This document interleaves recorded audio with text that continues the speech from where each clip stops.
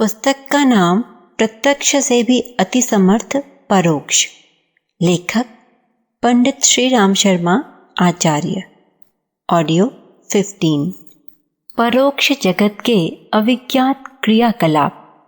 योग वासिष्ठ में एक महत्वपूर्ण आख्यायिका आती है।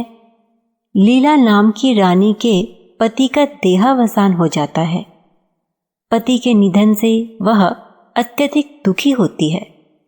तब महर्षि नारद आकर कहते हैं, जिसके लिए तुम विलाप कर रही हो वह इसी तुम्हारे उद्यान में एक नया परिवेश धारण कर चुके हैं। वे लीला को अंतर्दृष्टि देते हैं तो वह देखती है कि उसके पति एक कीटक के रूप में विद्यमान है। यह नहीं, वहां भी उनके पास कई रानियां हैं। वे उनमें आसक्त से दिखे। वह जिनकी याद में घुली जा रही थी उसे उसकी सुध तक नहीं थी। लीला ने अनुभव किया कि यह माया, मोह और आसक्ति मनुष्य का नितांत भ्रम और अज्ञान है। उससे भी बड़ा अज्ञान है मृत्यु की कल्पना। वास्तव में जीव चेतना एक शरीर से दूसरे शरीर में, एक जगत से दूसरे जगत में परिभ्रमण करती रहती है। जब तक वह सत्यलोक या अमरणशील या परमानंद की स्थिति नहीं प्राप्त कर लेती, तब तक यह क्रम चलता ही रहता है।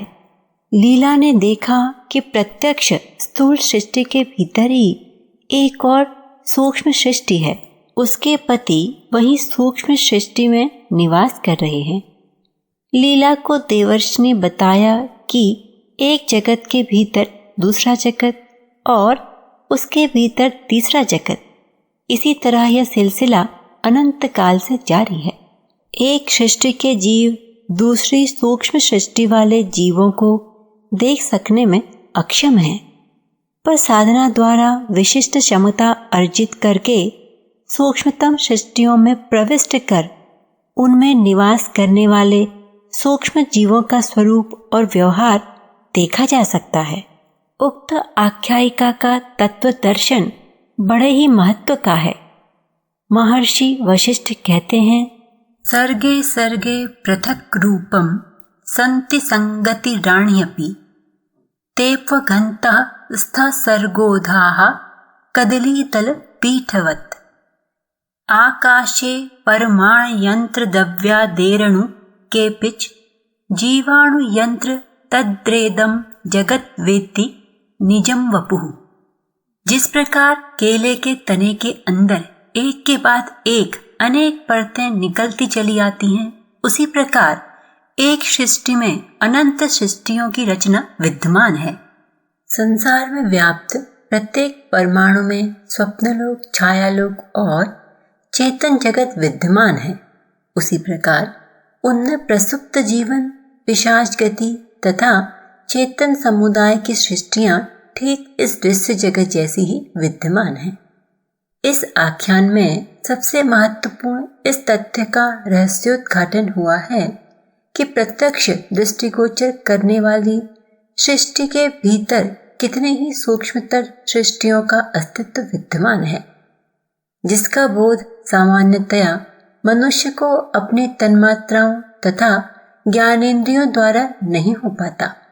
मानवीय ज्ञान की पकड़ सीमा त्रिआयामिक विश्व तक है। दृश्य जगत लंबाई, चौड़ाई और ऊंचाई अथवा गहराई के अंतर्गत आता है। हमारे इंद्रियों की बनावट भी ऐसी है कि वे 3 आयामों वाली स्थूल सृष्टि भर का अनुभव कर पाती हैं। सापेक्षवाद के जनक विश्व के मूर्धन्य वैज्ञानिक आइंस्टीन ने दिक् काल से परे चतुर्थ आयाम की खोज कर विश्व के समक्ष एक नए रहस्य पर प्रकाश डाला। मूर्धन्य वैज्ञानिकों का मत है कि 4th डायमेंशन में पहुंचने पर वस्तुओं का स्थूल स्वरूप दिखाई नहीं पड़ता। इस श्रृंखला में खोज की एक रहस्यमय कड़ी यह जुड़ी है कि प्रत्येक पदार्थ के साथ प्रति पदार्थ, जीव के साथ प्रति जगत तथा विश्व के साथ एक प्रति विश्व का अस्तित्व भी है। Anti matter, anti universe, anti proton, anti electron पर शोध करने वाले मूर्धन्य वैज्ञानिकों में पॉल एम डिरॉक, डॉक्टर स्नोडिगर, doctor Carl Lee Anderson, Emilio G Segre, Owen Chamberlain का नाम उल्लेखनीय है। प्रति पदार्थ का अस्तित्व प्रमाणित होते ही अब यह सोचा जा रहा है कि न केवल पदार्थ का वरन प्रत्येक संरचना का एक स्वतंत्र प्रतिस्वरूप विद्यमान होना चाहिए, किंतु एक प्रश्न सहज ही उठता है कि पदार्थ विश्व तो दिखता है, पर प्रति पदार्थ प्रति विश्व मानवीय नेत्रों से दृष्टिगोचर नहीं होता। ऐसी संभावना व्यक्त की जा रही है कि प्रति जगत एवं संबंधित पदार्थों एवं जीवधारियों का अस्तित्व चतुर्थ आयामीय अदृश्य सूक्ष्म सृष्टि में ही कहीं होना चाहिए।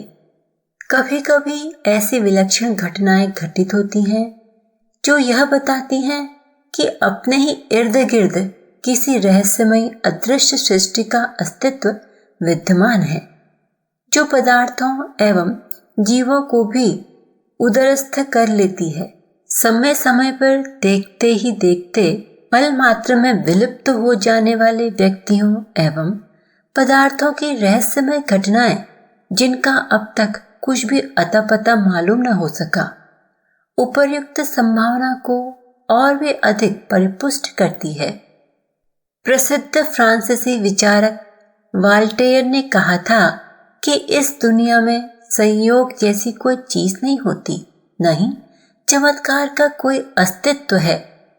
जिसे हम संयोग या चमत्कार कहते हैं, वास्तव में वह एक अनदेखे कारण का दिखाई देने वाला परिणाम मात्र होता है। इस तथ्य को अब सर्वसम्मति से स्वीकार किया जाने लगा है। जो कुछ हम देखते हैं, संसार वहीं तक सीमित नहीं है। इस तथ्य को नकारने वाला जमाना बीत चुका। वे दिन लद गए जब दृश्य के विपरीत प्रतिपादित तथ्य को अस्वीकार किया जाता था। अब गैलीलियो के यह कहने पर आपत्ति किए जाने तथा उसे फांसी देने का जमाना नहीं रहा कि पृथ्वी सूरज की परिक्रमा लगाती है, न कि सूरज पृथ्वी के चारों ओर घूमता है। सही माने में तो यह प्रश्न ही बेमानी हो गया है कि जो कुछ हम आंखों से देखते हैं, क्या यही संसार है? कौन इस तथ्य से इनकार करता है कि जो कुछ हम देखते हैं वह उन अस्तित्वों का एक छोटा सा अंश मात्र है जो हम नहीं देख सकते या कि जिनका अस्तित्व है? न केवल खुली आंखों से वरन सूक्ष्मदर्शी यंत्र से भी उन्हें देखने में असमर्थ हैं। देखना तो दूर रहा, संवेदनशील यंत्रों द्वारा भी उन्हें अनुभव नहीं किया जा सकता। फिर भी चमत्कार जैसी कुछ बात देखी जाती है और समझा जाता है कि यह संयोग मात्र हुआ। मानने वाले तो यहाँ तक मानते हैं कि इस संसार का निर्माण भी नियति की संयोगजन्य घटनाओं का परिणाम है, परंतु सच्चाई इससे भिन्न है। सही बात तो यह है कि प्रत्येक परिवर्तन और घटनाक्रम के पीछे कोई न कोई कारण विद्यमान होता है। संयोगवश कोई दुर्घटना नहीं घटती, उनके मूल में कुछ त्रुटियां होती हैं। दो बसों में टक्कर हो जाती है, दसियों बीसियों यात्री मर जाते हैं, तो यह दुर्घटना संयोगवश घटी कहना होगा।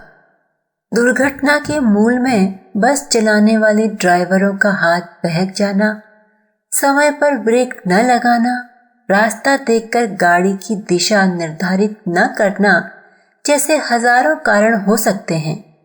क्योंकि ये कारण जाने समझे हैं, इसलिए दुर्घटना को कोई चमत्कार नहीं कहेंगे।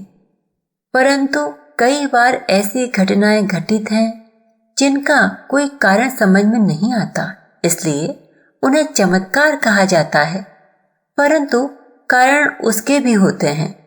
शास्त्रीय भाषा में इसे ही कार्य कारण सिद्धांत कहा जाता है।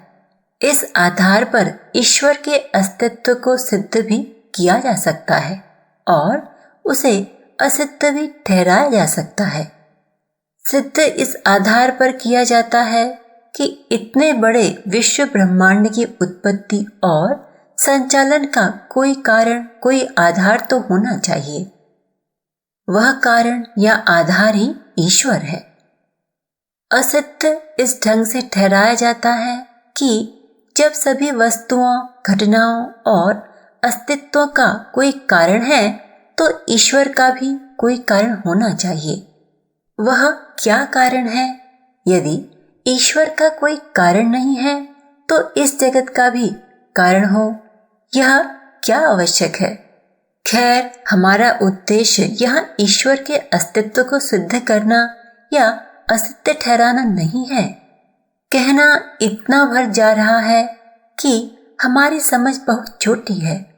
उसकी सीमाएं और उसके आधार पर सब कुछ जान लेने का न दावा किया जा सकता है और न ही दंभ भरा जा सकता है। कई बार दृश्य के अदृश्य होने और अदृश्य के दृश्य में परिणत होने की घटनाएं घटित होती हैं और वे घटनाएं इतने विचित्र होती हैं कि उन्हें भूत प्रेत, देवी देवता की करतूत, सिद्धि, चमत्कार अथवा अतीन्द्रिय चेतना की अनुभूति आदि कहकर मन समझाना पड़ता है। वास्तविकता क्या है, इसका सही पता लग पाना और उन अद्भुत घटनाओं का कारण ढूंढना, विश्लेषण कर सकना प्रायः संभव नहीं हो पाता। 18वीं सदी के आरंभ में स्पेन और फ्रांस के बीच भयंकर युद्ध चल रहा था। 5000 सैनिकों का नेतृत्व कर रहे थे कमांडर लीजोर्न बाब। सैनिक 3 टुकड़ियों में बंटकर चल रहे थे। एकाएक 1500 सैनिकों की एक टुकड़ी कुछ सेकंड में विलुप्त हो गई। सूचना कमांडर लीजोर्न बाब को मिली। उक्त स्थान को खतरनाक घोषित करते हुए उन्होंने सैनिकों को शीघ्रातिशीघ्र पार करने का आदेश दिया। बाद में विशेषज्ञों की एक टोली सैनिकों के विलुप्त हुए स्थान पर खोजबीन के लिए भेजी गई, पर कुछ भी सुराग न मिल सका।